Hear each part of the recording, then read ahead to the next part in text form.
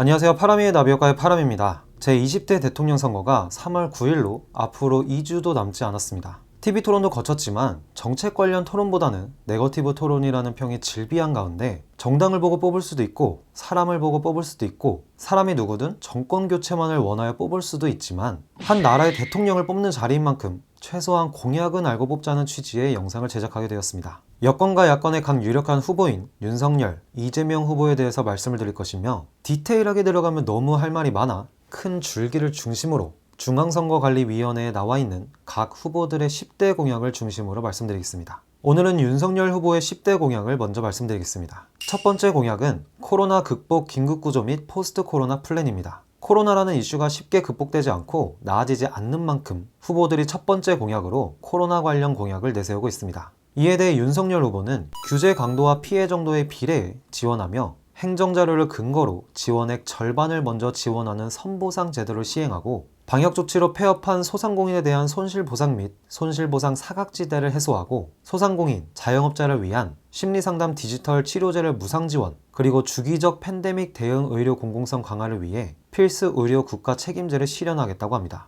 이를 위해서 긴급구조 프로그램 가동을 위해 법률 제정 및 개정을 할 것이며 대통령 직속 코로나 긴급구조 특별본부를 취임과 동시에 설치하여 긴급구조 프로그램을 즉시 가동할 계획이며 감염병 종식 후 2년간 피해 지원 및 극복을 위해 모니터링을 지속하고 건강보험법 시행령 개정을 하겠다고 말합니다. 코로나 관련 공약들은 대부분 자영업자, 소상공인에게 보상을 해주고 지원을 해주는 식으로 진행됨을 알 수 있고 다만 걱정되는 부분은 분명히 자영업자나 소상공인들이 코로나로 인해 많은 피해를 보긴 했지만 이들을 모두 지원하고 보상하기엔 국가의 부채도 생각해야 할 것 같습니다. 하지만 이에 대해서는 지출 효율화를 추진하고 국가 부채를 탄력적으로 활용할 것이라고 말합니다. 코로나 피해에 대한 보상이나 지원도 중요하지만 우선은 코로나를 빨리 종식시킬 수 있도록 국가와 국민 모두 노력해야 할 것입니다.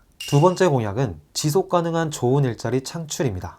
성장, 복지, 일자리의 선순환 구조 및 일자리 창출 생태계를 조성하며 지속 가능한 좋은 일자리를 만든다고 하는데 이를 위해서는 크게 4가지로 나눠서 말합니다. 첫 번째는 일자리 창출 패러다임 전환입니다. 규제 혁신으로 기업 투자를 활성화시키고 임금 체계 개선, 합리적 노사관계의 정립 등의 방법으로 고용 친화적인 환경을 조성하여 양질의 일자리가 창출될 수 있는 기반을 조성한다고 말합니다. 두 번째는 기업 성장에 의한 민간주도 일자리 창출입니다. 스타트업이 성장할 수 있도록 여러 가지 면에서 지원을 강화하고 고용 효과가 큰 비대면, 의료, 문화 콘텐츠 분야의 벤처기업을 집중적으로 지원하여 이들을 육성하고 기업이 성장하면서 가해지는 규제를 유예하거나 폐지하여 기업의 성장 동기를 저해하는 요인을 제거하고 첨단 투자 유치에 과감하고 포괄적인 지원을 제공한다고 합니다. 세 번째는 사회서비스 일자리 창출입니다. 사회서비스 디지털 고도화 및 복지기술 기반의 서비스 전환과 관련 인력 확충, 사회서비스 공급 기관 다원 및 사회서비스 인력 처우 개선 등의 방법으로 사회서비스 복지 확대와 사회서비스 품질 고도화로 양질의 사회서비스 일자리가 창출되고 이가 활성화될 수 있도록 돕는다고 합니다. 네 번째는 든든한 일자리 이어주기입니다. 고용서비스 혁신을 통해 일자리 매칭을 고도화시키고 인재양성 시스템을 구축하여 기업이 필요로 하는 숙련된 인력을 원활히 공급하며 전 국민의 생애 단계별 직업 능력 개발 체제를 구축하여 취업 역량을 향상시키고 일자리 단절을 방지하겠다고 말합니다. 일자리 수요 공급 패러다임을 전환해야 한다고 하면서 고용 친화적 환경을 조성하고 등등 여러 가지를 말했는데 전체적으로 보면 발빠르게 변화하고 발전하는 시대에 맞춰 기업이 발전할 수 있게 돕고 그에 맞는 인재도 함께 육성한다는 것은 좋은 것 같습니다. 또한 경력 단절에 대해서도 돌본다는 것도 좋아 보입니다. 세 번째 공약은 수요에 부응하는 주택 250만 호 이상 공급입니다. 윤석열 정부는 확고한 주택 공급 정책으로 시장을 안정시키고 국민의 주거 수준을 향상시킬 것이라고 말합니다. 그러면서 크게 3가지로 나눠서 말하는데 첫 번째는 공급입니다. 5년간 전국 250만 호 이상, 수도권 130만 호 이상의 신규 주택을 공급하겠다고 합니다. 이 250만 호의 공급주택 중 200만 호는 규제를 풀어 시장에 공급하고 30만 호는 무주택 청년 가구를 위한 청년 원가주택, 나머지 20만 호는 청년 신혼부부, 무주택 가구를 위한 역세권 첫집주택으로 공급할 계획이라고 합니다. 여기서 말하는 원가주택이란 공공택지에 국민주택 규모 이하 주택을 시세보다 낮은 원가로 분양받아 5년 이상 거주한 뒤 국가에 매각해 차익의 70%까지 가져갈 수 있게 하는 개념이며 역세권 첫집 주택이란 역세권 민간 재건축 단지의 용적률을 향상 조정해 공공분양 주택을 확보한다는 이야기인데, 민간 재건축 용적률은 300%에서 500%로 눕혀주되 이 중 50%는 공공기부 체납을 받는 방식입니다. 어려운 말을 많이 썼는데 전국에 250만 호 이상의 집을 공급할 것이며 이 중 50만 호 정도는 무주택자를 위해 공급되는 것이다 라고 생각해 주시면 편하겠습니다. 두 번째는 규제 완화입니다. 이와 관련해서는 실수요자 담보대출 규제를 완화하고 보유세 부담도 줄이고 양도세 세율을 인하하고 종부세도 재검토하겠다고 말해 눈길을 끌었습니다. 이와 관련해 자료를 하나 보여드리겠습니다. 관심이 있으신 분은 영상을 잠시 멈추시고 천천히 읽어보시는 것을 추천드립니다.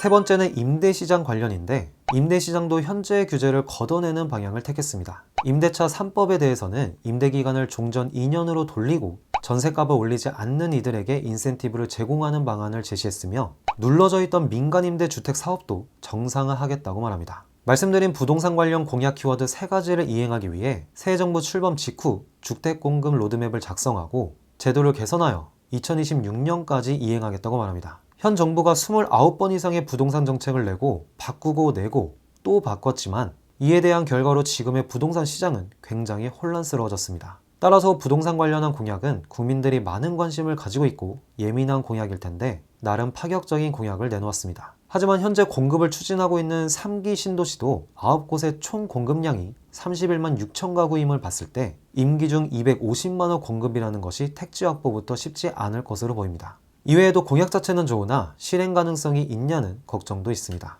네 번째 공약은 스마트하고 공정하게 봉사하는 디지털 플랫폼 정부 구현과 대통령실 개혁입니다. 정부 및 지자체, 정부 산하기관 모든 사이트를 하나로 통합하여 국민들이 단일 사이트에 접속하면 모든 정보 및 민원을 처리할 수 있는 원사이트 토탈 서비스를 제공하고, 빅데이터와 AI 기술을 활용하여 사회적 문제를 선제적으로 예견하고 대처하는 정보를 구축하고, 정책 설계 과정을 투명하게 공개하고 대통령실 이전을 통해 국정 운영의 효율성을 제고하여 제왕적 대통령 잔재를 청산하는 것이 목표라고 합니다. 이를 위해 디지털 플랫폼 거버넌스 구축 청사진 설계와 관련 법을 재개정 후 통합 디지털 플랫폼을 개발하고 구축하고, 정부 조직법 및 대통령실 직제 개정을 통해 청와대 해체 및 조직을 개편하고, 기존 청와대 부지는 국민과 전문가 여론을 수렴하여 활용 방안을 마련할 계획이라고 합니다. 디지털 플랫폼 정보 구현과 청와대 부지 활용은 임기 기간 동안 진행하며, 정부 조직 개편 및 대통령실 이전은 2022년에, 그리고 집무실 및 대통령실 주요 부서는 임기 시작 전 이전을 완료할 것이라고 합니다. 일단 한 사이트에서 모든 정보 및 민원을 처리하는 원사이트 토탈 서비스는 굉장히 효율적이라고 생각하며 발전해 나가는 미래에 맞게 같이 발전해 나간다는 점에서 좋은 것 같습니다.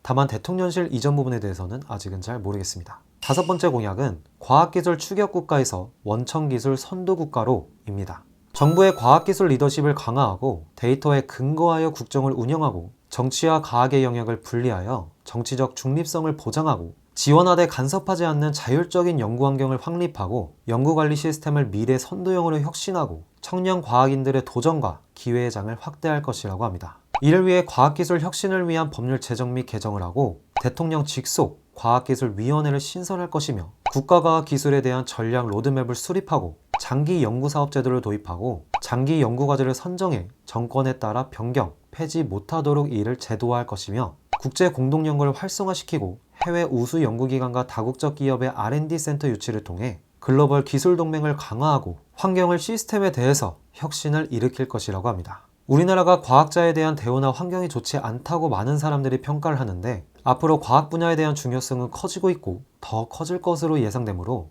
이는 좋은 공약인 것 같습니다. 여섯 번째 공약은 출산 준비부터 산후조리, 양육까지 국가 책임 강화입니다. 이 공약은 국민의 기본권으로서 임신, 출산, 양육을 국가가 보장하는 것을 목표로 하며 모든 임신, 출산 가정과 영유아가 있는 가정에 대한 적절한 서비스 이용 보장과 경제적 지원을 제공하여 출생률 회복을 기대한다고 합니다. 이를 위해서 국가는 임신, 출산 전 성인 여성 건강검진 지원을 확대하고 모든 난임 부부에 대한 치료비를 지원하며 난임 휴가 기간을 3일에서 7일로 유급으로 확대할 것이며 임신, 출산과 직접 연관성이 있는 모든 질병의 치료비 지원을 확대할 것이며 산후 우울증 치료를 포함한 산후조리에 대해서도 국가가 지원을 하고 자녀 출생 후 1년간 월 100만 원의 부모급여를 제공하고 배우자 출산휴가 기간 및 육아휴직 기간을 확대하고 단계적으로 유보통합을 실현할 것이라고 합니다. 국민은 국가가 움직이는 원동력이며 나라의 힘입니다. 하지만 우리나라의 출생률은 계속해서 떨어지고 있습니다. 이를 위한 공약으로 출생률이 나아지기를 기대해봅니다.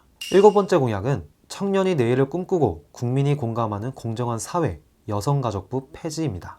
이번 공약은 청년들이 불공정하다고 생각하고 시대적 소명이 다한 여성가족부를 폐지하고 공정한 기회와 투명한 절차를 보장하여 공정한 출발선을 제공해 끊어진 계층 이동사다리를 복원하고 국민이 공감하는 공정한 사회를 추구하겠다는 목표를 가지고 있습니다. 이를 위해서 가족 우선 정책이 아닌 여성 우대 정책 위주의 불공정 정책을 다수 양산하는 여성가족부를 폐지하고 공정한 경쟁을 추구하는 청년들과 가족의 가치를 재조명할 수 있는 별도의 부처를 설립할 것이며 공정한 입시를 위한 입시비리 암행어사제 및 원스트라이크 아웃제를 실시하고 채용시험을 투명하게 관리하여 노조고용 세습 및 편법적인 친인척 고용 승계를 차단할 것이라고 합니다. 또한 세계 최고 수준의 전자감독제를 운영하고 강력 성범죄 차단을 위해 보호수용제를 도입하고 성범죄 흉악범의 처벌을 강화할 것이며 무고죄 처벌 강화로 고의적인 거짓말 범죄를 근절할 것이라고 합니다. 더 나아가 시민단체 공급 유형 및 회계부정을 방지하기 위한 일명 윤미향 방지법을 추진하고 강성노조 불법 행위를 엄단하고 외국인 건강보험 가입자의 피부양자 등록요건 강화 및 명의도용을 방지하고 주치감경 처벌을 현실화하고 음주범죄 무관용을 원칙으로 하며 촉법소년 나이를 만 14세에서 만 12세로 하향 조정하고 청년세대 자산형성 지원을 위해 청년 도약 계좌를 도입할 것이라고 합니다. 아마 2030 세대에서 윤석열 후보를 지원하는 많은 이유 중에 이 공약을 보고 지원하는 사람이 굉장히 많을 것입니다. 굉장히 이례적으로 여성가족부 폐지와 무고죄 강화라는 공약을 내세웠는데 이는 많은 사람에게 공감을 얻고 지지를 받고 있는 공약입니다. 8번째 공약은 당당한 외교, 튼튼한 안보입니다. 북한의 완전하고 검증 가능한 비핵화를 통해 한반도의 지속 가능한 평화와 안전을 구현하고 비핵화 달성 시 평화협정을 체결하고 한미동맹의 신뢰 회복과 미래지향적 결속을 강화하고 북한의 핵, 미사일 위협에 강력히 대응함으로 북한의 도발을 억제하는 것이 목표라고 합니다. 이를 위해 정부는 비핵화 로드맵을 제시하여 상호주의 원칙에 따라 협상을 할 것이며 북한의 완전한 비핵화 전까지 국제적 대북 제재를 유지하고 북한의 완전한 비핵화 이전이라도 실질적 비핵화 조치 시 대북 경제 지원은 가능하다고 보며 한미 공조와의 비핵화 협상을 재개하도록 노력할 것이고 국제협력을 주도하고 판문점 또는 워싱턴에 남북미 연락사무소를 설치하여 3자 간 대화 채널을 상설화시키고 한미 외교, 국방 확장 억제 전략 협의체를 실질적으로 가동시키고 한미 간 연합연습, 야외 기동훈련을 정상적으로 시행하며 한미 AI 과학기술 동맹을 강화하고 한국형 삼축체계인 킬체인, 미사일 방어체계, 대량 응징보복을 복원할 것이며 사드를 추가 배치할 것이라고 합니다. 외교와 안보에 대해서는 정답은 없는 만큼 이를 지지하는 사람도 있고 별로라고 생각하는 사람도 있을 것이라 생각합니다.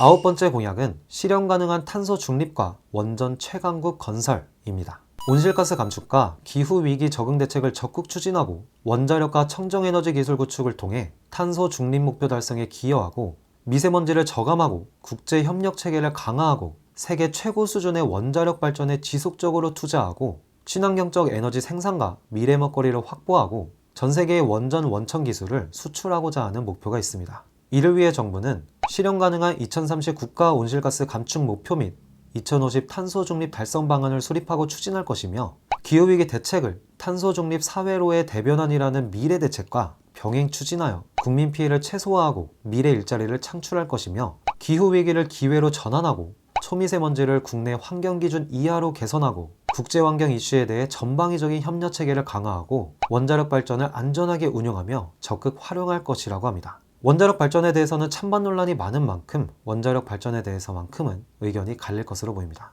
마지막 10번째 공약은 공정한 교육과 미래인재 육성, 모두가 누리는 문화복지입니다. 교육면에서는 디지털 교육체제로 대전환을 하고 학교교육 정상화 및 공정한 교육기회를 제공하며 자율기반 학습 생태계를 조성하고 교육 경쟁력을 제고하겠다는 목표를 가지고 있으며 문화면에서는 문화기본권을 보장하고 지역 중심의 문화국가를 추구하고 지속가능하고 공정한 문화예술 생태계를 회복하는 것이 목표라고 합니다. 이를 위해 정부는 첨단기기 지원 및 관련 전문 과정을 신설하고 수시 전형의 공정성을 제고하며 새로운 대입 제도를 마련할 것이며 대학의 자율성을 획기적으로 확대하고 새로운 평가 방식 도입 및 재정 지원 확대를 통해 대학 스스로 발전할 수 있도록 유도하고 특성화고와 전문대학이 고숙련 전문인재를 양성하도록 지원하고 세대별, 개인별 맞춤형 교육과 선행학습을 인정하여 경력 및 학습 단절을 최소화하고 평생 학습 기회 확대 및 격차를 해소할 것이며 공정하고 사각지대 없이 예술인을 지원하고 예술 지원의 자율성 및 지원 구조를 혁신하고 수요자 중심의 문화예술 플랫폼을 구축하고 제공할 것이라고 합니다. 교육 부분에서도 정답이 없는 만큼 의견은 갈릴 것입니다. 하지만 발빠르게 변하는 지금 시대에 맞게 지금의 교육에 있어서도 대대적인 혁신이 있어야 되지 않나 생각합니다. 오늘은 국민의힘 윤석열 후보의 10대 공약을 알아봤습니다. 자신만의 판단 기준에 따라 누군가를 지지할 것입니다. 하지만 내가 지지하지 않는 사람을 다른 사람이 지지한다고 그를 비하하고 욕하는 것은 옳지 않습니다. 그리고 자신이 지지하는 후보라면 그 사람의 행동, 생각 등등 여러 가지 중요한 것들이 많지만 가장 중요한 것 중 하나는 공약이 아닐까 생각합니다.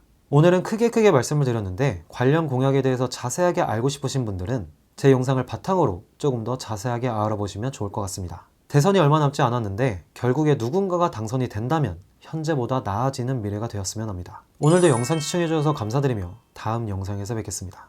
감사합니다.